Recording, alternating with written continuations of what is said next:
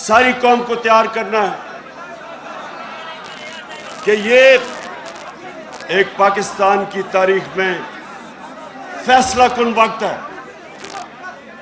एक बाहर से एक इंपोर्टेड हुकूमत जो एक बैरूनी साजिश के तहत हमारे मुल्क के ऊपर मुसल्लत की गई, एक हमने उस साजिश को फेल करना है और दूसरा पाकिस्तान के करप्ट तरीन लोगों को 60% कैबिनेट जमानत पे है।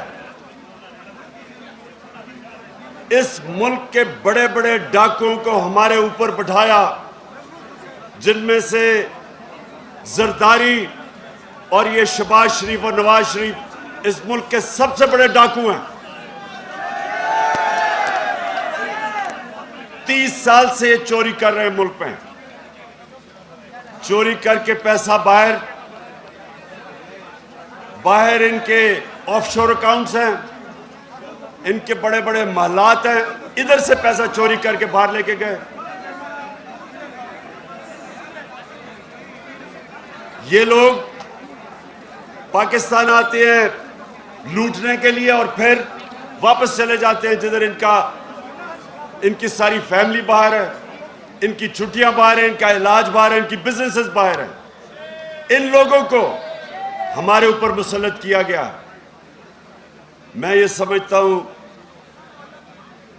कि 1947 के बाद जब पाकिस्तान बना था, जब तहरीक पाकिस्तान चली थी, उसके बाद सबसे अहम फैसला कुन वक्त आज है कि हम अपनी हकीकी आज़ादी के लिए, अपनी जमहूरियत को बचाने के लिए सारी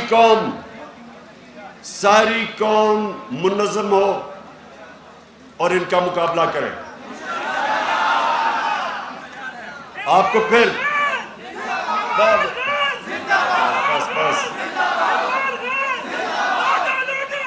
ये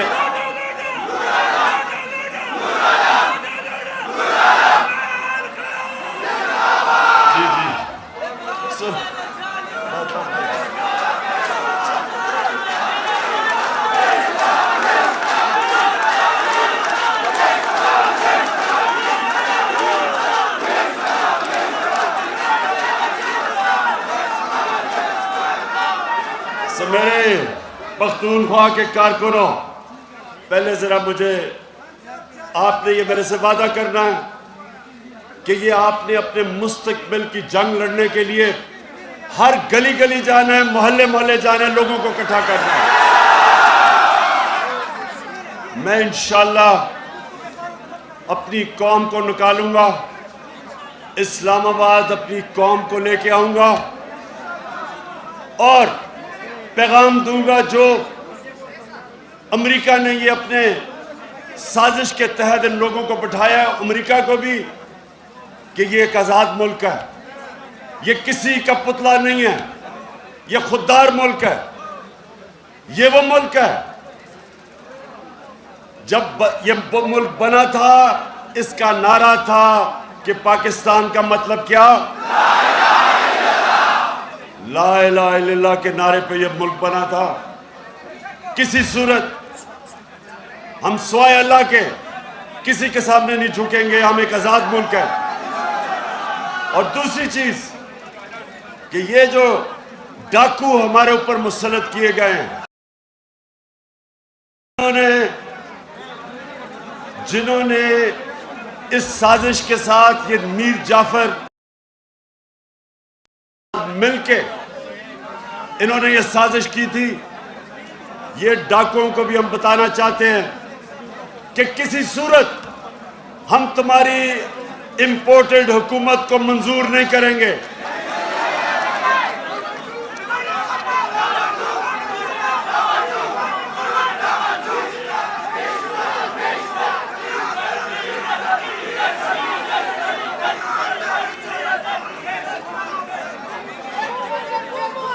मेरे पख्तूनख्वा के नौजवानों, ये जो आपका जुनून है इसको भी बचा लें, इसको सेव कर लें, क्योंकि इसकी जरूरत पड़ेगी आपकी मुझे इस्लामाबाद में।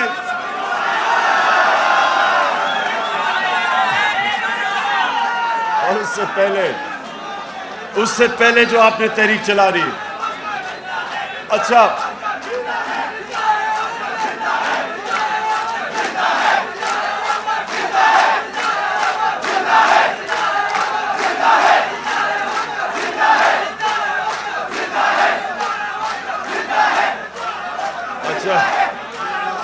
अच्छा, एक और वादा कि पख्तूनख्वा से कितने लोटे हुए? एक ही हुआ।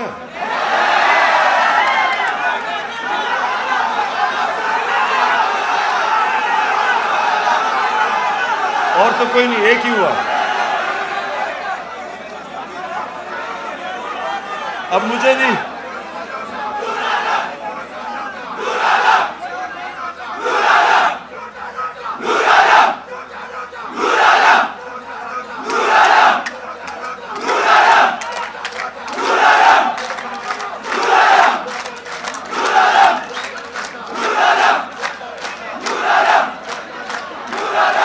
मेरे कारकुनों, एक मिनट सुने सुने सुने आपको एक मिनट सुनो। देखें, मैं इंतजार कर रहा हूं कि नूर आलम अपने हलके में आए और वोट मांगे लोगों से, और इंशाअल्लाह पाकिस्तान में भी जिधर जिधर ये लौटे जाएंगे वोट मांगने के लिए, मैं इंतजार कर रहा हूं कि इनके लोग, इनकी अवाम इनसे क्या करेगी, मैं उसकी इंतजार कर रहा हूं। देखिए, अमेरिका ने ईरान में भी 1950 की दिहाई में उन्होंने वहां भी रिजीम चेंज की, यानी हुकूमत बदली। वही उन्होंने किया, पहले पैसा चलाया मीडिया के ऊपर और मीडिया को सारा हुकूमत के खिलाफ किया। मुसद्दक की हुकूमत थी ईरान में, उसके खिलाफ किया। फिर पैसा चलाया और उनके जो उसकी पार्टी के सियासतदान थे उनको खरीदा और फिर ऑपोजिशन से मुजाहरे करवाए। इस तरह ये चिली के अंदर भी यही किया। पहले इन्होंने पैसा चलाया, ऑपोजिशन को इकट्ठा किया, फिर उसकी पार्टी के अंदर लोगों को खरीदा, मीडिया के ऊपर पैसा चलाया, और यही इन्होंने पाकिस्तान में किया। और ये तब किया, एक मिनट सुनो एक मिनट, इन्होंने ये पाकिस्तान में तब किया जब तहरीक इंसाफ के कारकुनों, ये सुनो, 11 साल में सबसे कम हमारी हुकूमत में जो बैरूनी खसारा होता है, तारीखी खसारा हमें मिला तकरीबन 20 अरब डॉलर का, और 3 साल के बाद हमने वो खसारे को 11 साल में सबसे कम खसारा हमारी हुकूमत में हुआ। और जो हमारी माइशत थी 5.6% के ऊपर वो बढ़ रही थी। 5.6% पे तब बढ़ी थी खसारा कम करके। सारे बर्रे सगीर में सबसे कम बेरोजगारी पाकिस्तान में थी। ये जो कोरोना था सारी दुनिया में तबाही मचाई।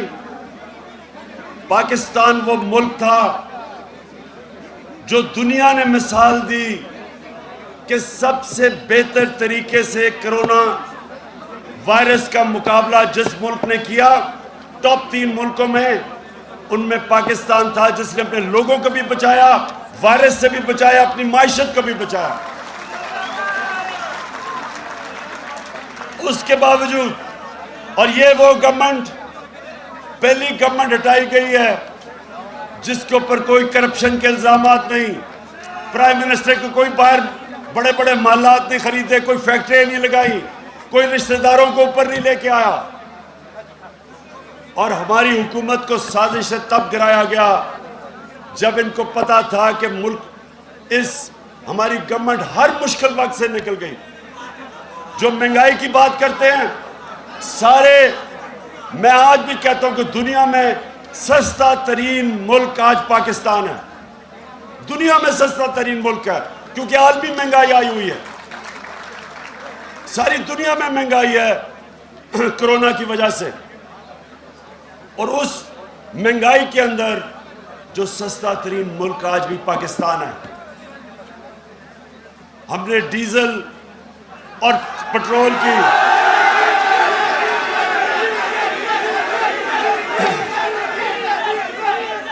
मुल्क हमने टैक्स सबसे ज्यादा इकट्ठा किया, और उस टैक्स की वजह से, क्योंकि ज्यादा टैक्स इकट्ठा किया, हमने अपने लोगों के लिए पेट्रोल और फजल रहमान की कीमत कम रखी।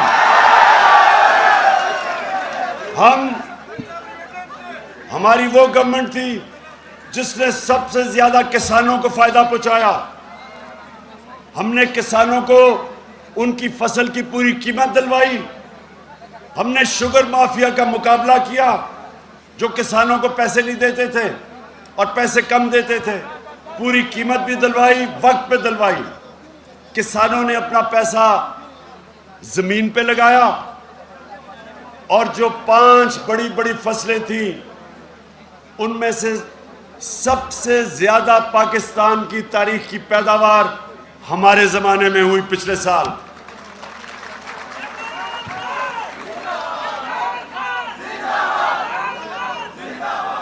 तो मेरे कारकुनों,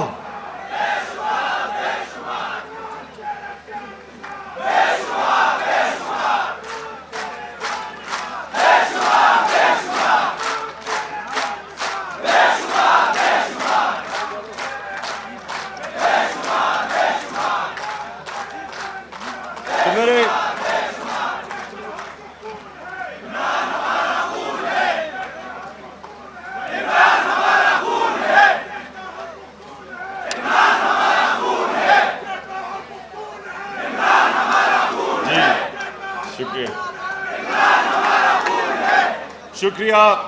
अब जरा सुने, तो ये मैं आपके सामने सिर्फ इसलिए ये चीजें रख रहा हूं कि एक हुकूमत जो मुल्क को हर मुश्किल से निकाल रही थी, जिसकी माशी परफॉर्मेंस पिछली कोई भी हुकूमत पिछले 10 साल में मुकाबला नहीं कर सकती थी, जिसने एक मुल्क वो मिला हमें विरासत में जिसका दिवालिया निकाला हुआ था, सारे इदारे तबाह किए हुए थे, वो हमें हुकूमत मिली। और मुझे फख्र है कि सारे मीडिया प्रोपेगेंडा और अपोजिशन प्रोपेगेंडा के बावजूद अल्लाह का शुक्र है कि हमारी हुकूमत सही रास्ते पर निकली हुई थी। जब ये साजिश की गई, तो मैं आज ये भी आपको बता दूं नौजवानों के, कौम कैसे तबाह होती है। कौम कैसे तबाह होती है जब आप वो करप्ट लोगों को जो 30 साल से मुल्क को लूट रहे थे, जब आप उनको बैठाते हैं तो क्या होता है। अब ये शहबाज शरीफ ने, इसने सबसे पहले चीज क्या की, 16 अरब रुपए के FIA के इसके ऊपर केस है। 16 अरब रुपए का नौकरों के नाम पे 16 अरब रुपया, जिसमें मकसूद चपड़ासी का 4.25 अरब रुपया, 370 करोड़ रुपया उसके बैंक में आया। अब एक मिनट, चुप, अब सुने, अब ये क्या किया इसने, आते साथ ही FIA में जो इन्वेस्टिगेटिव ऑफिसर्स थे उनको फारिग कर दिया, उनके खिलाफ इंतकामी कार्रवाई की, सारे अपने लोगों को ऊपर बैठा दिया। अब ये अपने केसेस खत्म करवाएगा।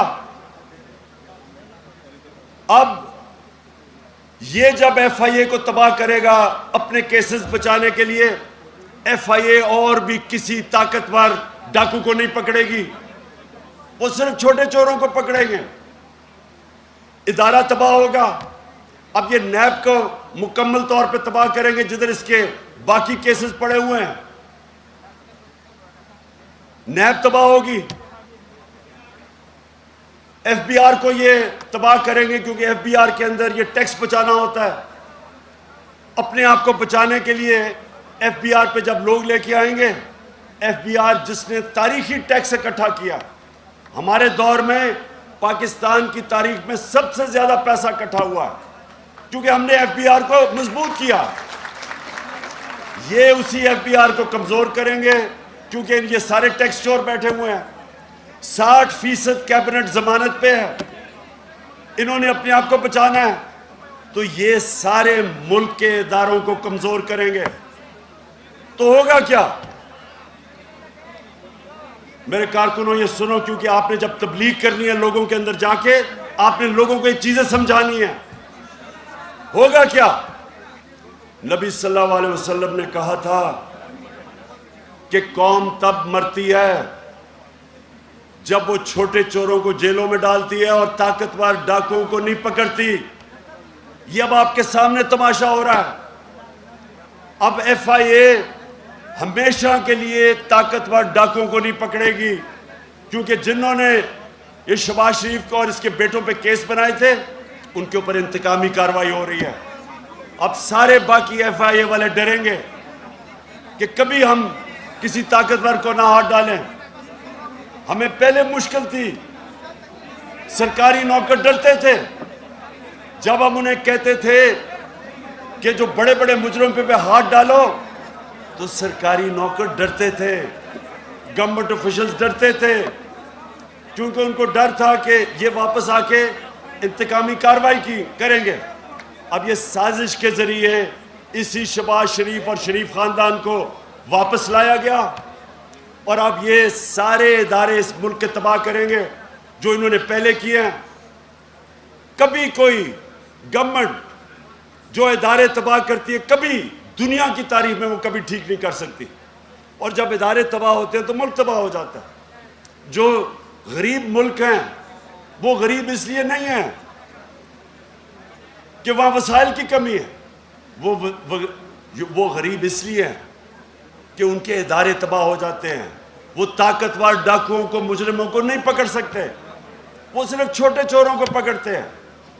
वो जो लोग यहां से पैसा चोरी करके लंदन में महल्लात खरीदते हैं और बड़ी बड़ी बिजनेसेस चलाते हैं चोरी के पैसे से, गरीब मुल्कों का जो निज़ाम है वो इन लोगों को नहीं पकड़ सकता, इसलिए वो गरीब होते हैं, इसलिए गुर्बत होती है। तो ये जो दूसरा बड़ा, एक तो साजिश हुई, दूसरा इन चोरों को जो हमारे ऊपर मुसल्लत किया गया है, इनके खिलाफ सारी कौम को खड़ा होना इसलिए है कि हमारे मुल्क का मुस्तकबिल अब खतरे में है, हमारे बच्चों का मुस्तकबिल खतरे में है। इसलिए बस बस बस पहले सुन लो, पहले बात सुनो, क्योंकि आपने जाके तबलीग करनी है लोगों में। आपने लोगों को, एक मिनट सुनो सुनो सुनो, देखिए मेरे कारकुनों, सुनो गौर से बात। अब नारेबाज में मारना, पहले आपने, अब लोगों के पास जाएंगे, आप उनको क्या कहेंगे? सबसे पहले आप उनको कहेंगे कि ये सारी साजिश तब शुरू हुई जब अमेरिका ने फैसला किया इमरान खान को हटाने का। उनका अंडर सेक्रेटरी वॉशिंगटन में डोनाल्ड लू, उसने आके हमारे अमेरिका के एम्बेसडर को धमकी दी कि अगर तुम इमरान खान को नहीं हटाओगे तो पाकिस्तान को मुश्किलात का सामना करना पड़ेगा। और फिर कहा कि अगर इमरान खान को अदम एतमाद की वोट पे आपने हटा दिया तो फिर हम माफ कर देंगे। गुलामों को माफ किया जाता है, आजाद लोगों को माफ नहीं किया जाता। हम माफ कर देंगे, क्योंकि उनको पता था कि ये जो इस मुल्क का करप्ट तरीन माफिया, ये तैयार बैठे थे उनको ऊपर लाने के लिए। उन्होंने कहा कि जब भी इमरान खान को हटाओगे हम तुम्हें माफ कर देंगे, क्योंकि उन्हें पता था कि ये चोरों को उन्होंने ऊपर लेके आना है जिनके पैसे बाहर पड़े हैं। और जिस लीडर के पैसे बाहर मुल्क से पड़े हों वो कभी अपने मुल्क की आज़ादी के लिए नहीं खड़ा हो सकता, वो इनकी हमेशा गुलामी करता है। तो इसलिए आपने लोगों को ये चीज़ें बतानी है कि यह आजादी की जंग है, हकीकी आजादी की जंग। और फिर आपने उनको यह बताना है कि ये जो लोग आए हैं, ये पाकिस्तान के करप्ट तरीन लोग, जिन्होंने मुल्क का इन दोनों 10 सालों में, इन दोनों पार्टीज ने जो आज सारे इख्तिदार में हैं, 4 गुना ज्यादा कर्जा बढ़ाया, जिसकी कीमत आज हम अदा कर रहे हैं, उसके ऊपर सूद देके। ये वो लोग हैं जिन्होंने इस मुल्क के इदारे तबाह किए अपनी चोरी करने के लिए। इसलिए आप सब तैयारी कर लें कि आपने लोगों को कहना है कि हमने किसी सूरत इन चोरों को कबूल नहीं करना, और आपने लोगों को गली गली में तैयार करना है। और आजकल इबादत की रातें हैं, आप मस्जिद में जाए, तरावियां पढ़ें, और तरावियों के बाद आप जरूर वहां लोगों से बात करें, उनको समझाएं कि ये इस मुल्क की सलामती, उसकी आज़ादी, उसकी सॉवरेंटी का इशू है। और आपने उन लोगों को सबको तैयार करना है कि ये सिर्फ तहरीक इंसाफ की नहीं, ये पाकिस्तान की जंग है। 27वीं रात को, जुमेरात की रात को, हमने फैसला किया है कि उसको हमने शब दुआ, मैं खुद मौलाना तारिक जमील के साथ उस दिन दुआ करूंगा। सारे आपने हम सब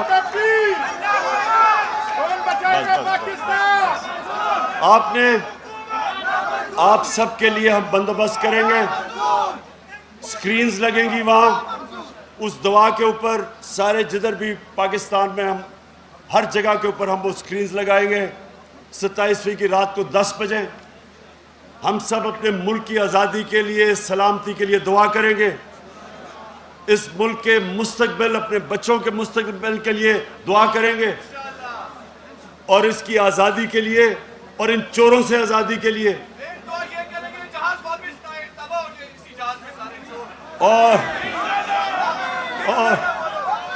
और आप सब ने उसमें शिरकत करनी है, शब दुआ में। और आखिर में मैंने ये भी कहना है कि जो चीफ इलेक्शन कमिश्नर है, ये बिल्कुल एक नून लीग का प्लांटेड एजेंट है। इसको हमने तहरीक चलानी है कि हमें इस पे कोई एतमाद नहीं, ये कोई मौका नहीं छोड़ता हमें नुकसान करने का। हमने कहा था फॉरेन फंडिंग, हमने चैलेंज किया था कि पहले तीनों जमातों की इकट्ठे केस देखें और देखें कि किसकी जायज फंडिंग है, किसकी नाजायज है। मैं आज आपको वादा करता हूं कि जब तीनों जमातों की फंडिंग देखी जाएगी, एक जमात की जायज फंडिंग होगी, बाकी 2 की नाजायज होगी, और वो है तहरीक इंसाफ। हम इसके पास कोई इखलाकी जवाज नहीं है चीफ इलेक्शन कमीशन रहने का। हम डिमांड करते हैं कि कभी भी जो अंपायर होता है हमेशा वो गैर जानिबदार होता है। जब एक सबसे बड़ी मुल्क की पार्टी उसके ऊपर एतमाद नहीं करती, तो वक्त आ गया कि वो इस्तीफा दे, नहीं तो ये हमारी पार्टी अभी से तैयारी कर रही है इसके खिलाफ सारे मुल्क में मुजाहरे करने के लिए। आप सब तैयार हो? मैं आप सबका फिर से शुक्रगुजार हूं और आपका मुंतजिर रहूंगा इसके खिलाफ इलेक्शन कमीशन। हाँ, हमने अपने मेरे कारकुनों सुनो, हमने एक सिग्नेचर कैंपेन करनी है इस इलेक्शन कमीशन के खिलाफ, सोशल मीडिया पे करनी है कि ये हमें नामंजूर है। ये एक बिल्कुल नून लीग का नुमाइंदा बैठाया हुआ है, ये हर तरह कोशिश कर रहा है हमें नुकसान पहुंचाने के लिए। तो सब एक सोशल मीडिया पे सिग्नेचर कैंपेन करेंगे इसके खिलाफ।